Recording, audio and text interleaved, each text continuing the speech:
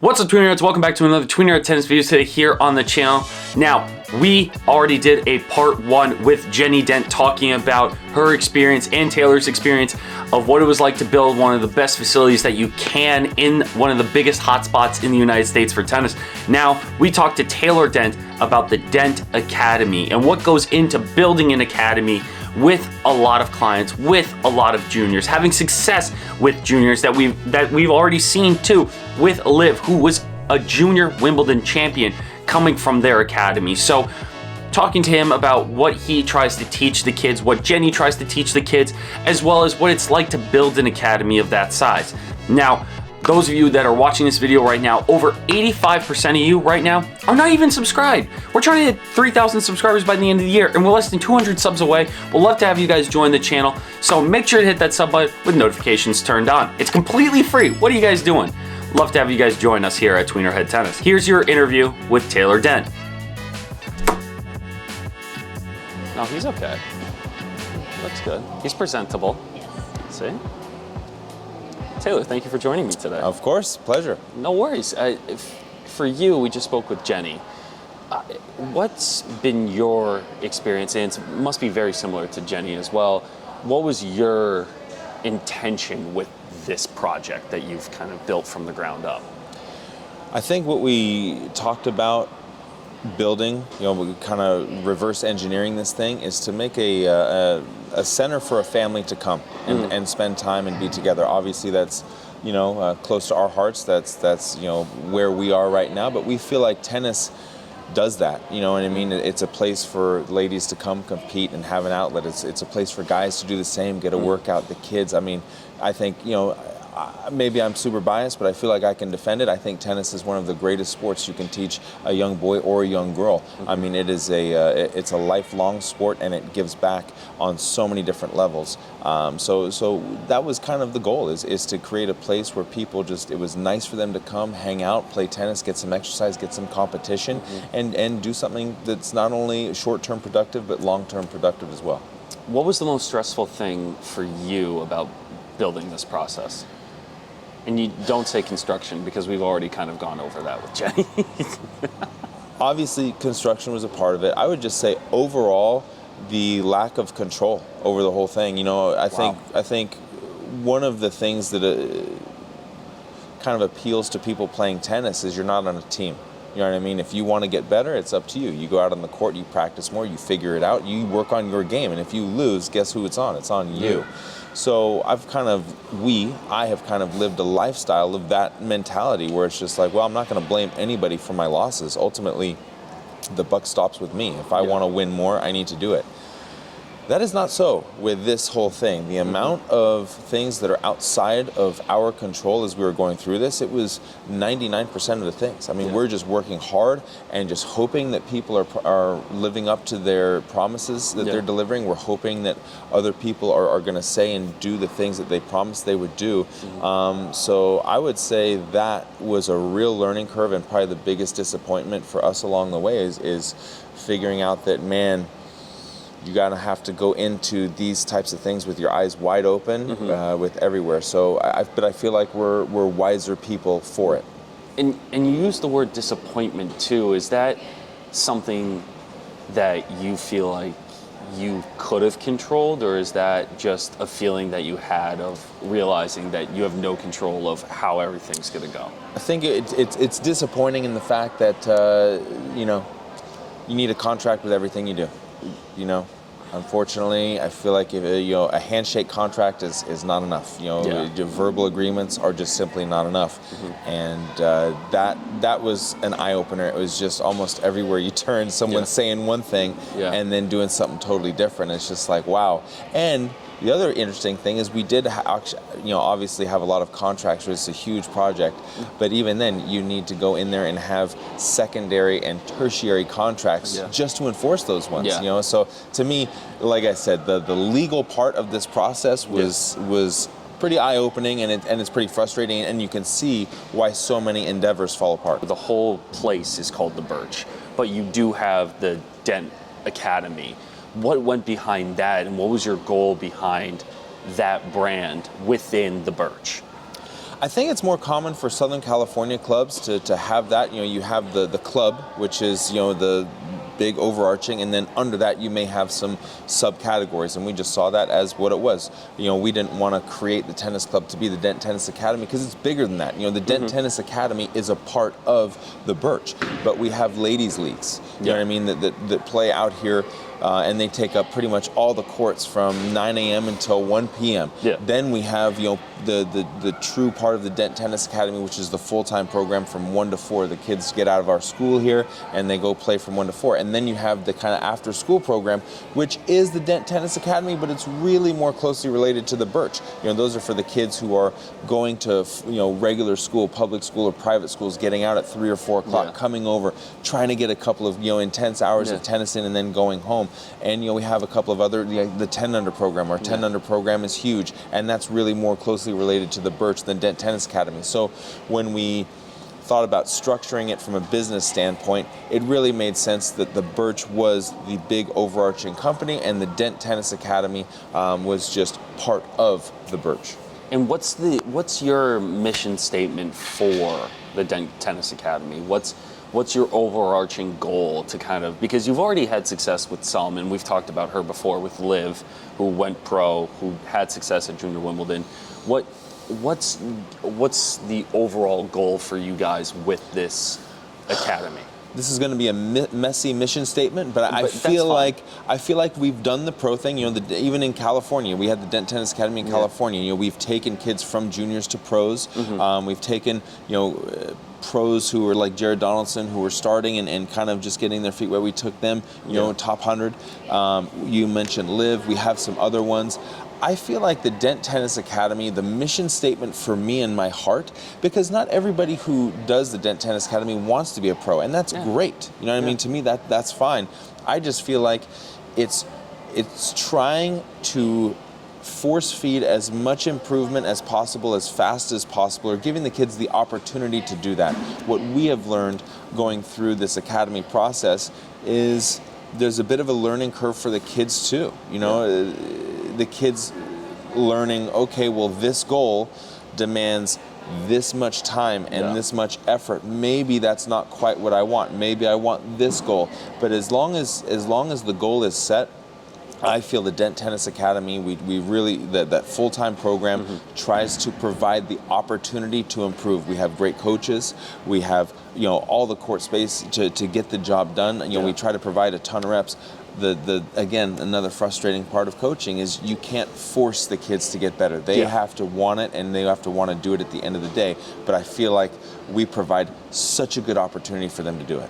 And with that, telling kids to improve on their own, and something we talked about off camera, that 10,000 hours concept is when you have kids that come to training and do their weekly routine, it's that proactiveness that you have been trying to teach as well, correct? Playing with the ball machine, finding your own hitting partners. What's been that process like on teaching the kids to have that idea of being, it's hit or miss. You know, some kids embrace it and some kids don't. And, you know, it's funny, you always see the kids who embrace spending more time on court. Obviously, I talk about this with my son all the time. So, you know, it was something, and I try to use life examples to, you know, get the same message across. So the other day, me and my son Liam were on the court, and he had a pebble in his shoe, and he can't let anything bother him. So he's trying to dig this pebble out of his shoe, and he couldn't do it, and he gives up. So I had a key in my pocket, and I come over and I just scrape it out in 2 seconds. And I said, "Who worked harder there, you or me?" And he said, "I did." And he knows where I'm going with this. And I said, who worked smarter, you or me? And he's like, "You did." He's like, "But I didn't have the key." I'm like, the point is, if you work smart, you'll get the job done. But the best, they work hard and they work smart. So I feel the job of what we try to do as coaches is tell the kids, this is how you're going to work smart. We can't work hard for you. You got to do that. So unfortunately, not everybody embraces that, but the kids that do, those are the kids that we use an example. They always improve the most, and it's not rocket science. I mean, it's not, you know, you get the things that you want to work on, and then if you spend a lot of time doing it, you will get better at it. And if they are good things, which, you know, you have coaches like Jenny out there, she's not going to tell you bad things, you know, she tells you the things that are going to work, then you start to win more. And then the other kids look and go, oh, I want to improve as much as that kid did. It's like, well, how many hours have you spent on the court in the last 3 months? Because I can tell you how many hours that kid spent on the court the last 3 months, and it's not the same as you. Yeah, and for you guys too, and coming from your pro backgrounds too, not just yourself, but Jenny as well, what is something that you guys try to constantly teach from your past experiences into the ones that you're teaching today? I think my old coach said this, whatever you struggled in as a tennis player, as a professional tennis player, that's what you teach the kids to avoid. You know what I mean? So for me, I'm big on forehands. My forehand, in my opinion, was one of the biggest reasons why I didn't get, because I got to 4th round of Grand Slams playing my style of tennis, but I needed a forehand to get further. And I don't know how far I would have gone, but that's what it is. And so I'm really big on, I guess, to sum it up in one thing, I'm really big on making sure the kids are practicing things and learning things that don't have a cap. You know what I mean? So teaching the kids to serve and volley, or teaching the kids to, slice and chip and charge and kind of play like I did, like, well, shoot, that's tough, because I experienced a cap even when that was 10 years ago or so. And the game isn't going back that way. It's only going further away from that style of tennis. So I'm really big on, got to work hard, right, and work smart, which is working on things that will not limit you. Now, whether you choose to use them or not, that's on you. You know what I mean? But I'm not going to come out here and teach a bunch of stuff that's going to hold the kids back at a certain level. I think we're all big on that. And for you, I was curious, because you teach your son, who honestly has some of the best ground strokes I've ever seen for a kid under the age of 15. What's harder to teach, your son or people that are in your junior academy? That's not a fair question. So why is it not a fair question? I feel like it's a very valid question, because we see this all the time. After I explain this, then you'll see it's because I'll have a follow-up too. Okay. I don't know what Liam's deal is, but he literally will do anything that I say.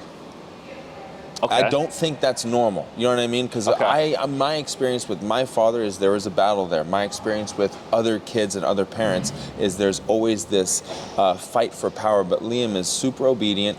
He's got his eye on, and again, we are chasing the goal that he set. He wants to play professional tennis. He wants to have a chance to win Grand Slams. So then I'm like, okay, well, if that is your goal, these are the requirements. Are you willing to do that? And man, he's willing to do it. So working with Liam is tough, because he works so hard. I can't ask him to work any harder. He works on all the shots that work at a professional level, not in the juniors. Like if you go watch him play a junior match, you'll think he's crazy, the shots that he's going for. But then if you turn on the TV, it's like, okay, well, that's what they're trying to do. Exactly. And so some of the other kids, they want to win so bad that they won't use the shots that won't limit them. And it's really hard to keep up with Liam's work ethic. You know? And that, my other question to that was, especially having you being taught by your dad, and having now you teaching your son, and dealing with tennis parents overall, what have you noticed in that transition of going from player coach to now coach player / your kid? Because I feel like nowadays we always have that contrast of, you see the tennis parents that are a little bit more involved, or maybe too involved. So what have you, and Jenny, you can join in on this as well a little bit, with what do you notice about that relationship? So as a player, to my dad being a coach, I would say the overarching thing was, relax, I got this. Okay. I felt much more calm, because again, I felt in control. So I felt like I got it. You know what I mean? I know that loss was bad, and we know why it was bad. I'm gonna work on it. I got it. Just chill out. Don't freak out so much. I got it.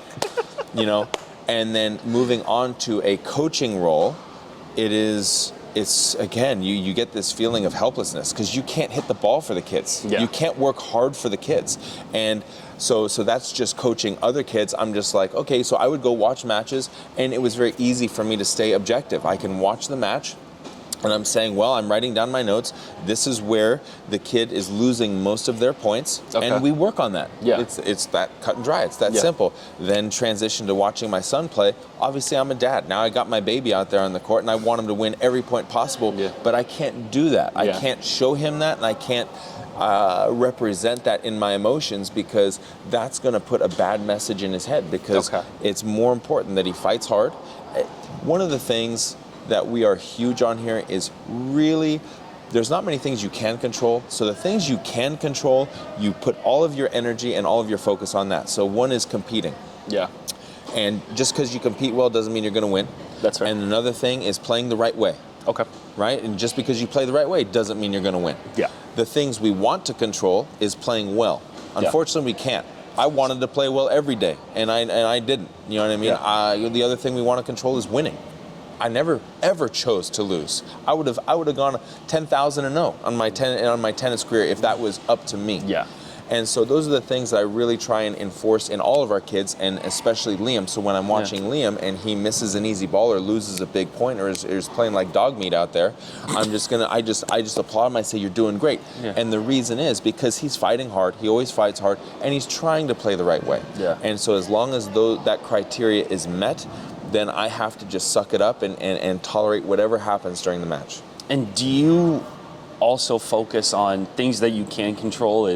And I've been getting this a lot when I talk to junior coaches or junior parents, is educating the parents on what they have to do to support their child, whether it's competing or practicing. How do you deal with that? Same thing. Same thing. You give them information, the information that we think is best for the parents. Okay. Some parents embrace it, some parents don't embrace it, and I think it's been nice for me being the parent of Liam, because I understand how emotional it gets. And so I feel like I'm a lot more forgiving of parents maybe not doing as good a job as they should be doing on certain things, because it is hyper emotional. Yeah. You know, so I feel like nothing gives you more appreciation for a circumstance than going through it yourself. Yeah. So I do understand, you know, that side of it. And I actually, before I was with Liam, I used to say, yeah, the parents should be involved. We should have this team. And all this. I changed my mind now. I feel just completely flipped, right? I basically feel that if the parent can't control their emotions, it's actually better for the kid if they remove themselves from the tennis thing. I do. Wow. And I did not think that before I was coaching Liam. I thought the opposite. The parents should be involved. But now that I've just seen it too many times, and I understand it myself now, is emotions don't make us smart individuals. Emotions make us unintelligent and do bad things. And those things, if they're done enough times, can damage the kids, not only their tennis, but just their whole psyche, who they are. So I think there are a lot of cases where the parents are wise to just kind of step out. And just remove themselves from the situation. Yeah. Taylor, thank you so much for doing this. I really appreciate it. You got it. My pleasure.